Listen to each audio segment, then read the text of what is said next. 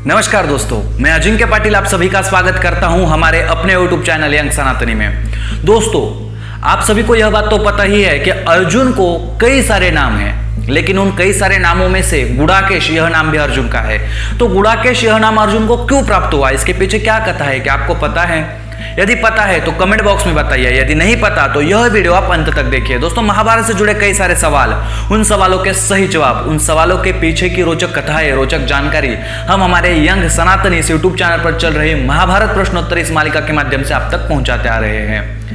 यदि आप हमारे YouTube चैनल पर नए हैं तो आप सभी से हम विनंती करते हैं कि हमारा यंग सनातनी YouTube चैनल सब्सक्राइब कीजिए, वीडियो को लाइक कीजिए और शेयर कीजिए, क्योंकि महाभारत जैसे धर्म ग्रंथ का प्राथमिक ज्ञान हम सभी हिंदुओं को होना बहुत ही आवश्यक एवं अनिवार्य है। तो दोस्तों, बिना किसी देर के हुए हम हमारी आज की वीडियो शुरू करते हैं। मात्र उससे पूर्व कल हमने आपको 3 सवाल पूछे थे, उन 3 सवालों के सही जवाब क्या है वह देखते हैं। तो कल का हमारा पहला सवाल था, सत्यवती को मत्स्यगंधा यह नाम कैसे प्राप्त हुआ? तो दोस्तों, सत्यवती के शरीर से मछली की जैसी गंध आती थी और इसी वजह से सत्यवती को मत्स्यगंधा यह नाम प्राप्त हुआ। तो दोस्तों, इसके पीछे भी एक बहुत सुंदर रोचक कथा है। ब्रह्मा जी के श्राप से एक श्रापित अप्सरा जमुना जी में रह रही थी और उसी समय उसको गर्भधारणा हो जाती है।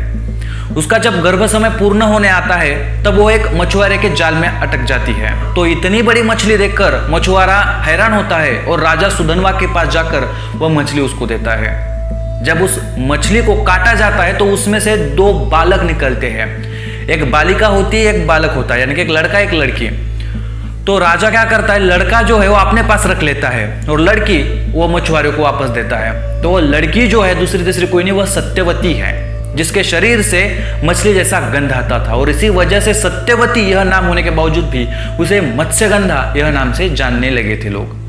तो दोस्तों, यह था कल का हमारा पहला सवाल और उस सवाल का सही जवाब। तो कल का हमारा दूसरा सवाल था कि द्वैपायन यह नाम वेदर्षि व्यास जी को कैसे प्राप्त हुआ था? तो दोस्तों, एक द्वीप के ऊपर, मतलब यमुना जी के एक द्वीप के ऊपर वेदर्षि व्यास जी का जन्म हुआ था, इसी वजह से उनको द्वैपायन कहा जाता था। दोस्तों, क्या होता है कि यह सत्यवती जो पिछले सवाल में हमको पूछा था, वो यह सत्यवती जब आगे जाकर बड़ी होती तो बड़ी सुंदर दिखती है। तो वहां पे पराशर ऋषि जाते हैं, तो पराशर ऋषि जो है उनके सौंदर्य को देखकर मंत्रमुग्ध होते हैं, लेकिन वो विचार करते हैं कि मैं इतना बड़ा तापसी हूं, इसके बावजूद भी मेरे मन में इस सुंदरी के विषय में इतनी आसक्ति क्यों उत्पन्न हुई। तो वो ध्यान लगाते हैं, तो उनको पता चलता है कि इस युवती और मेरे माध्यम से जो पुत्र होगा वो पूरे हिंदू धर्म को, ये पूरे जगत को ज्ञान देने वाला रहेगा। तो यह लिखित है, विधि का विधान है, इसे हम बदल नहीं सकते।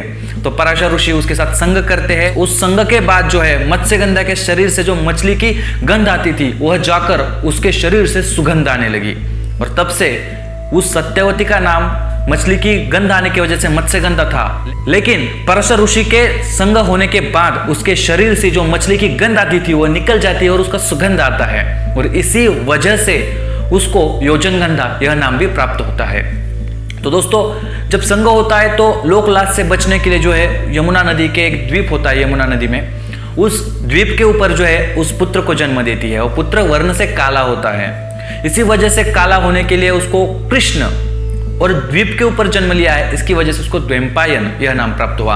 यानी कि वेदर्षि व्यास जी को कृष्ण द्वैपायन यह नाम भी एक था। उसके बाद आगे क्या होता है, क्यों उनको वेद व्यास यह नाम प्राप्त होता है, ये जब अगले सवाल आएंगे तब हम आपको बताने ही वाले। तो कल का हमारा तीसरा एवं आखिरी सवाल था, महाराज पांडु को पांडु यह नाम कैसे प्राप्त हुआ? तो दोस्तों, इसके पीछे बहुत सुंदर कथा है। जब अंबा और अंबिका, इनके जो पति है विचित्रवीर्य, वो बहुत जल्दी मर जाते हैं, तो राज्य के लिए कोई वारिस नहीं है, तो सत्यवती अपना पुत्र यानी कि वेदर्षि व्यास इनको बुलाती है। पिछले जमाने में जो है नियोग पद्धति थी, यानी कि राज्य रक्षा के लिए आप किसी महान दिव्य तपस्वी से पुत्र प्राप्त कर सकते थे। तो वेदर्षि व्यास जी को बुलाते हैं, तो वेदर्षि व्यास जी का वो दिव्य तेज और उनके शरीर से आने वाली वो दुर्गंध और तपश्चर्या की वजह से उनके शरीर पर जो तेज था, यह तेज जो पांडु की माँ है अंबिका वह सहन नहीं कर पाती और इसी वजह से वो डर से पूरी पीली पड़ जाती है, उसके पूरा शरीर जो है वो पीला पड़ जाता है और इसी वजह से जो है उसका पुत्र जो है उसके शरीर का वर्ण बहुत ही पीला होता है और इसी वजह से उसे पांडु यह नाम प्राप्त होता है। लेकिन जो उसकी छोटी बहन है यानी कि अंबालिका, वह जो है उस ऋषि का तेज देखकर, दिव्य तेज देखकर अपने आंखों को बंद कर देती है और इसी वजह से उसका पुत्र अंध पैदा होता है और वही धूर्तराष्ट्र।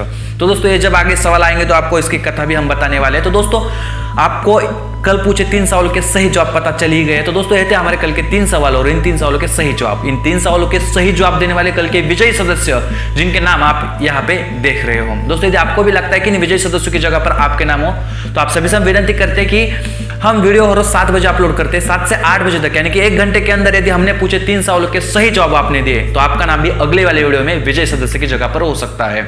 यदि आपने हमारी पिछली वाली वीडियो नहीं देखी तो जिसकी हमने एक प्लेलिस्ट बनाई है जिसका नाम है महाभारत प्रश्नोत्तरी, जिसकी लिंक हमने नीचे डिस्क्रिप्शन में दी है, वहां पर जाकर आप हमारे पिछले वाली सारे वीडियो देख सकते हैं, क्योंकि महाभारत से जुड़े कई सारे राज, रोचक तथ्य, उन सवाल और सवालों के सही जवाब हमने आपको बताए हैं। तो बिना किसी देर के हुए आज के 3 सवाल क्या है वह देखते हैं। तो दोस्तों आज का हमारा पहला सवाल है, भीष्म पितामह को भीष्म यह नाम कैसे प्राप्त हुआ?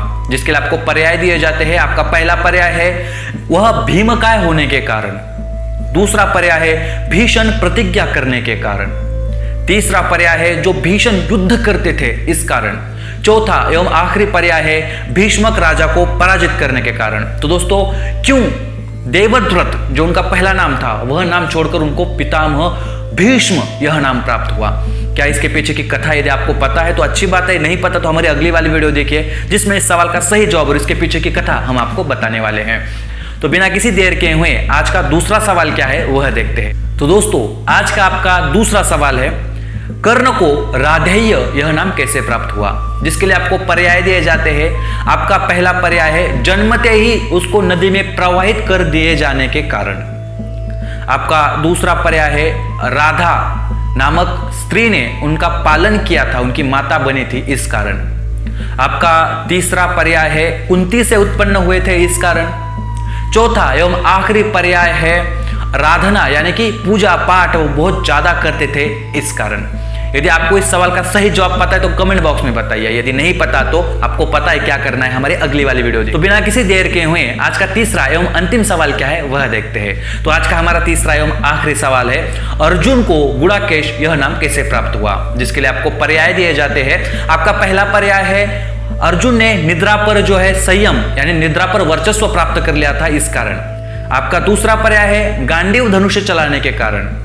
आपका तीसरा पर्याय है अर्जुन ने स्वर्ग की यात्रा की थी इस कारण।